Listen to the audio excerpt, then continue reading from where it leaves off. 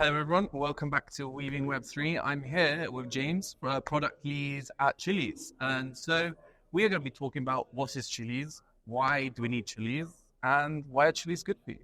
Sorry, I just... It's good for you, okay. It's great to be talking to you, of course. So like you said, I'm product lead at Chiliz. I'm focused mainly on the blockchain side because as a company, we kind of do lots of sports and fan engagement. And we build relationships with clubs and with brands and with people in the space.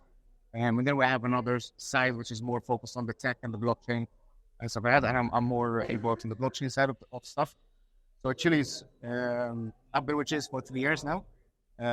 It's been around for about 6 years. We started off with an idea, right? So we wanted to find a way to bring fans closer to the club. And we had a really good opportunity because it was COVID and, the club. Yeah, they couldn't bring fans into the stadium. So we wanted to find a way for those fans from the other side of the world to still engage with their club away from the stadium, right? And we started with PSG. Actually, it was the first, PSG and Juventus were the first 2 clubs which we started working with. And then it kind of dominoed from there. And what we do is we create digital assets for the clubs. We call them fan tokens. We created this concept of fan tokens, where as a holder, as a fan, you can buy a fan token and it gives you access to a lot of these activities. And the more you engage, the more you earn loyalty points. And with the loyalty points, you are able to get rewarded, right? So it could be anything from getting a ticket to watch a game, a VIP match, and it could also be playing football on the pitch of the Camp Nou in Barcelona. So that's awesome. That's sick. So, from my point of view, is I don't know if Chiliz does this yet, but ticketing, it is a big scam. Like in many places, you'll be buying a ticket, and it's because someone printed it or created a random QR code. You go to the fan stadium, and you're like, "Hang on a second, what? I can't get in because you've been scammed." And I feel like blockchain can solve that issue because your tickets are all on chain. I don't know if that's what Chiliz does yet or plans to do, but I think so definitely that's a really good idea. Actually, that's what leads us to where we are today, right? So we've done a lot so far, but what we want to do now is we want to open up the ecosystem for other builders who actually provide value to the fans, right? So whether it is on the existing fan tokens or building their own projects that are independent from the fan tokens. And NFC ticketing is a big thing. Actually, it's something that a lot of projects are interested in building for the reason that you're saying, and also to kind of give this memorabilia that you can keep forever on your Web3 wallet that's actually attended that match, right? So that's just one use case that we've actually had people building. So we have someone who's actually and deploying these NFTs. Okay, that's awesome. That's really good because I think it's really important to engage your community because we were having, me and Chris, we had a conversation. When was the World Cup? Was last year? Last year. So we had a conversation about, we'll get some Chili token because it's like the World Cup and like all the fans stuff. That's actually really, the whole ecosystem is really interesting, engaging how you can like earn all these things and like how your behavior has an effect on the blockchain and your rewards. Yeah. So what other sports you do? Is it just mainly like the football? So we don't focus just on football. Football is obviously our biggest market, but we have Formula One, we have tennis, and we have UFC. So we focus on sports in general, right? Mm-hmm. But again, so like this is what we want to do. We don't want to limit the ecosystem based on what we can do in our own time. We want to give the tools to the people to do it themselves. And we talk a lot, we're at a hackathon, right? So we talk a lot about the tech and all these new interesting tools, but it's really hard to, for us at least, to sell the technology to the fans. The fans don't care about the tech. No, they only care about what they want to gain and how to make their life easier, how to get more rewards, how to get all this stuff. So what we want to do is really, we started the other way around from most of these projects where we got the idea and then we build the tech around. Mm-hmm. And I think that's really important. Often most people are like, I'm going to use blockchain, build something, and they're like, hang on a second, that doesn't make even any sense. Exactly. So we wanted to make sure that there's a market fit. We have 2 million users on the app. which is quite a big, Yeah, big use of it. Absolutely.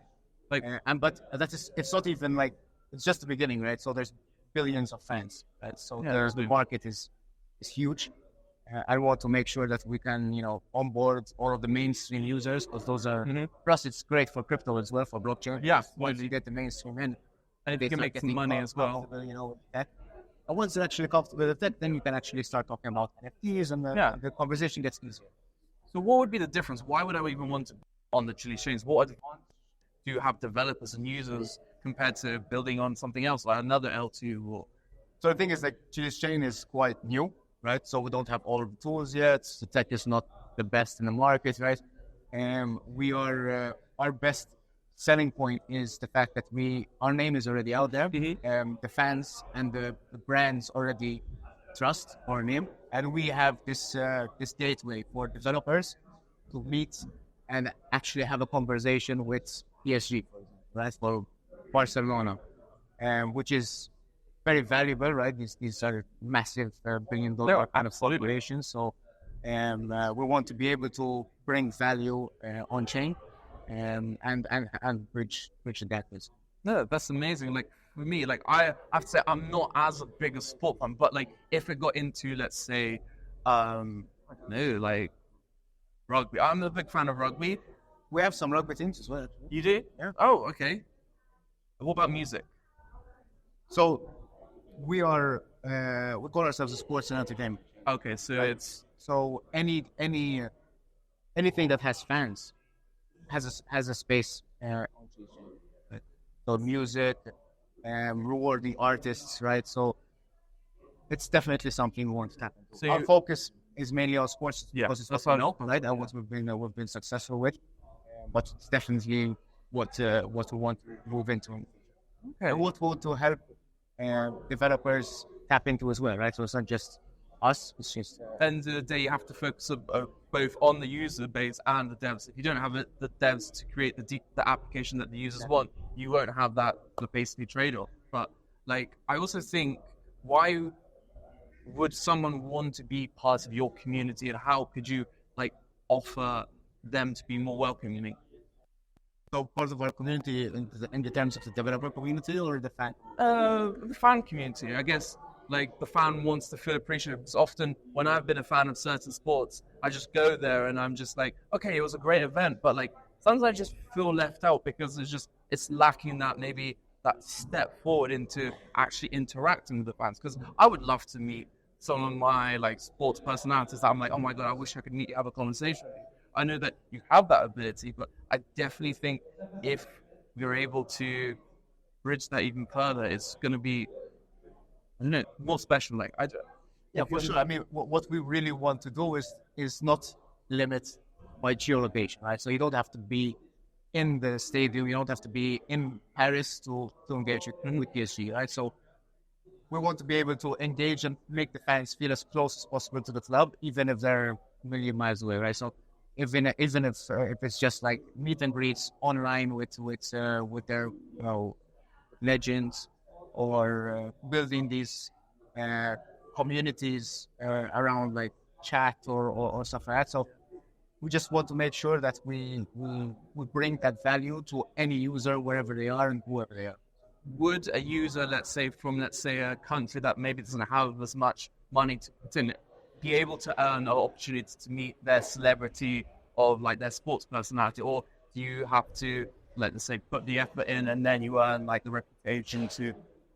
So the more you engage, the more you show your loyalty, the more you prove that you are this loyal fan, the better you are rewarded, right? So like, even if you are on the other side of the world, we want to make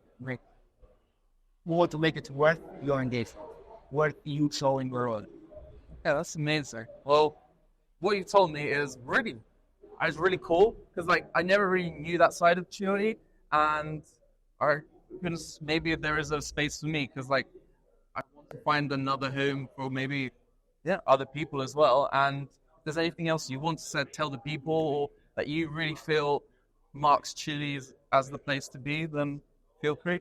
Yeah, I mean, it's what we've been telling to the hackers as well while we're here. We really want we really want them to focus not on just building the most complex technology, and we really want them to try and focus on bringing a good user experience, like something that's actually going to attract users and actually bring value in here. It's not just about how complex and how many lines of code you've written, right? It's about what value you are providing, and that is what we're hoping to see, and what we're hoping to be able to reward. Yeah. That's amazing. Well, thank you so much. I really appreciate this conversation, and we'll hear from more Chiliz soon.